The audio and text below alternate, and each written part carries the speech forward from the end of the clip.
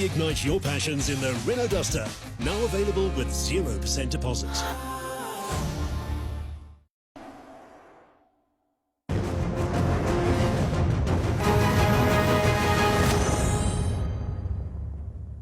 We're back in conversation tonight with the President of Business Unity South Africa. Can South African business survive the third wave, but also his views and his thinking around the new approach and the new thinking that is prevalent, I suppose, throughout the globe. It was the theme at Davos in 2020. Stakeholder capitalism and capitalism playing a much bigger role than just delivering or maximizing on shareholder value, but actually taking along societal needs and societal interest in ensuring that not only the business profits, but the whole economy wins. Sipho Pityana with us tonight. So we asked the question before the break, what your views are on this new approach, right? We hear one morning, we wake up that 51% of South African Airways is now in private hands. There are so many gaps in that story. For example, who were the participants? How much was this sold for? People are asking a whole lot of questions. How did they come to this consortium and these players who have been chosen? Is this the way or better way, shall I say, in organizing our economy? Well, let me deal with that in two parts. The first part is the principle of public-private partnership and restructuring state-owned entities in this fashion is one that I support and is one that business supports. And what it does is that it acknowledges the role of the state in the economy, that in some instances the state will own entities and run them. In some instances, it will partner with the private sector in doing so for a whole range of reasons. The idea that the state should own all of its entities today is questionable from my perspective. There are a whole range of entities that the state owns that are no longer strategic. It doesn't make sense for the state to own those, and it pumps in lots of resources, and it's not running them appropriately. But there are others which the state should own and hold on to because they're strategic. I'll give you an example. A broadcaster, for instance, a public broadcaster, is a public utility. The state must own and fund it properly. I would argue that Denel is a strategic asset that must be in state hands because it's more than just a commercial entity that's about selling arms. It is about our strategic defense as a nation. And you can go on and on and on like that. So we have to take a view that says, which ones of these should we be keeping? Which ones of these should be fully in state-owned hands? And which ones shouldn't be? One of the key and critical considerations in doing so, we must look at how this restructuring program enables improved access to capital, given the fact that the fiscus, the state, has limited funding capability to pump into these entities to enable them to be effective players in the economy. So to attract investment into those sectors, into those entities, public-private partnerships may be a way to go in some of the cases, and also attracting requisite skills, technologies, etc., etc. This is something that has been done in so many parts of the world successfully, with results that have shown growth of those entities, growth in employment in those, and enabling them to play meaningful roles in transforming those economies. There are examples where these opportunities have been used to, in fact, raid and undermine state assets as they are handed over to bodies. We've seen Russian oligarchs in the aftermath of communism taking over state-owned entities, and they were run by mafias. And we've seen this in other parts of the world where they have been restructured effectively. We must look at those case studies and draw from them. Now, in respect of this particular SAA example, by the way, I spoke to the Minister of Public Enterprises to understand what the transaction was all about and all of that. The principles of it make a great deal of sense, as I've indicated.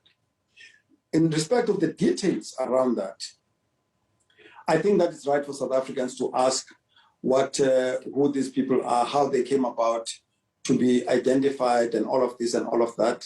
He assures me that there are all the answers in respect of that. The deal is not unconditional, so the deal is not done yet, but they are a chosen consortium to take the conversation forward. They're doing their own due diligence.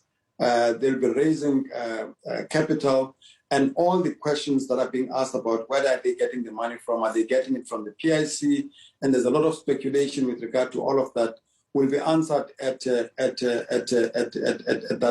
point. That's the feedback that we've received. There's a requirement in any event for all these things to be done transparently. Constitutionally, you can't dispose of state assets in a quiet, secret way. It has to be done transparently and openly. That's a requirement by law. Now, there is, of course, the conversation that you're raising and we are having tonight of a new path that should be molded by business, a path that delivers on growth and development, but one that addresses societal problems of inequality and inefficiencies. The Auditor General says yesterday in Parliament 5.5 billion rands at municipalities goes missing, and nobody knows at this particular point how that money has gone missing. Speaks of inefficiencies at local government level. We know with the story of Clover, for example, that those inefficiencies, in turn, they end up affecting business. Now, instead of business saying, well, we'll pack our bags and we'll go, what role can they play in closing that gap? Well, we've been raising this. I mean, the Auditor General's litany of reports before has indicated that something that suggests that some of this is orchestrated, because if you employ people without requisite competencies to run your finances, of course, that's the result that you'll get. You'll get irregular expenditure, siphoning off of resources because the system has been disabled. So one of the first things that has to be done is that appropriately qualified people must be appointed in those structures who are able to manage the finances of the state properly. There is ample number of South Africans who are qualified to play those roles. They are overlooked, and people that don't have the requisite qualifications are appointed, and as a consequence, that's the problem that we have. So it's a its own goal, if you like, as far as we're concerned. We have made several offers that we are concerned as business about the growing dysfunctionality of local government. Remember that there is nobody who lives at a place called national or provincial. We all live in localities. The rubber hits the road with whether the local government works or doesn't work, because you could be running a factory and have no water, or running a factory or have no electricity, or one or other of the things, or road infrastructure is badly affected, undermines your ability to do your work, or your levies and rates and taxes are overcharged by virtue of maladministration there, and it causes huge inconvenience that costs jobs and opportunities. So the proper functioning of municipalities is something that affects business on a daily basis. I can give you a litany of examples of how much business is frustrated by dysfunctionalities that are happening at municipalities, and it's causing huge problems for the economy and for the country as a whole. Going forward, business would need to strike balance and compromise if we are talking stakeholder capitalism. But many have put this question to you, for example, in the various hats that you have worn in business, to say, what have you done particularly for black executives, right? There's a call to say there needs to be a change in remuneration of black executives when you look at the work that they do compared to their white counterparts. But also, there needs to be a change in remuneration when we're talking about a black women executive in particular. Well, I have to say that the principle of equal pay for equal work is one that we must ensure that is lived up to. There should be no place where black executives who do work of equal value to their white counterparts are paid less. There's no reason why that should happen. And to the extent that it does, it's in fact outside of the law, and it's capable of being challenged. So it's not about anybody doing anyone a favor. It is just proscribed in terms of the law that anybody should be paying black executives less than their white counterparts, to the extent that that's an issue. So my understanding, the issues really are more than just about compensation of black executives. The issues are about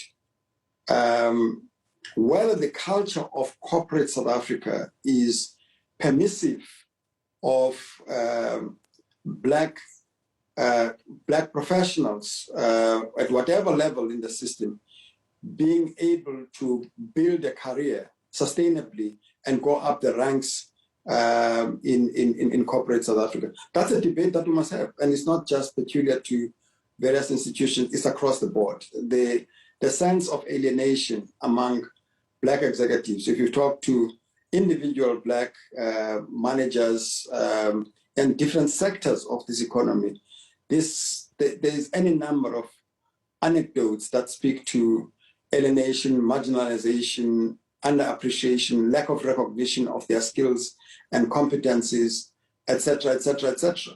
That suggests that continued pervasive racial practices, despite the fact that our laws don't allow it.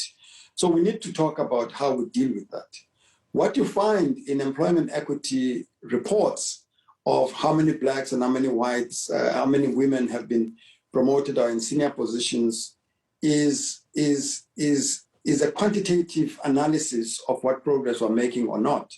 What it doesn't expose sufficiently is the struggle, the daily struggles that that blacks and women have to contend with in our environments.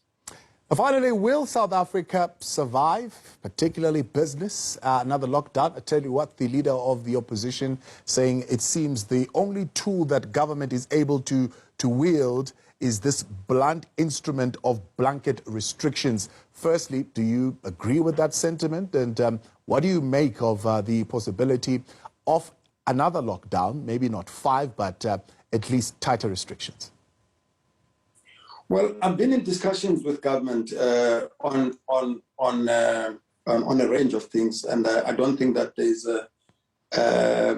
a blunt instrument approach of anything. Certainly, with regards to this COVID-19, in the first instance, the President made this point when the first lockdown was introduced.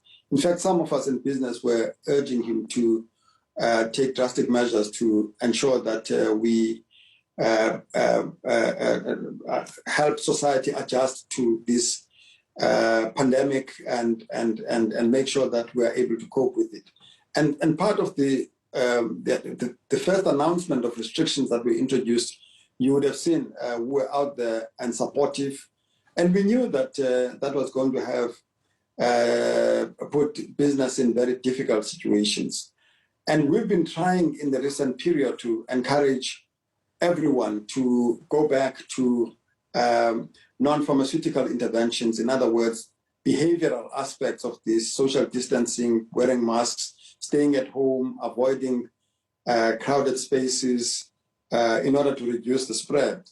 Anybody who's looking at the numbers today would certainly be concerned that government might look at this and say, we are not getting the sort of behavior that we have were expected in Gauteng alone, which is the epicenter of the pandemic, and of course is the heartbeat of our economy.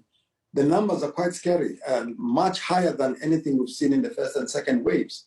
So it's quite clear that this there might be debates in government today that more drastic measures should be taken. But our sense is that government has taken a balanced view consistently of saving lives and saving livelihoods. It's keeping an eye on the economy and all of that. As business, we don't have a sense that there's a blunt instrument that is doesn't take these considerations into account. Sipho, we appreciate your time and thank you very much for joining us tonight here on In Focus. Thank you very much. That's the President of Business Unity South Africa. We'll continue for you in a moment on In Focus. The Democratic Alliance calling for a rejection of the blanket restrictions government is contemplating. We'll speak to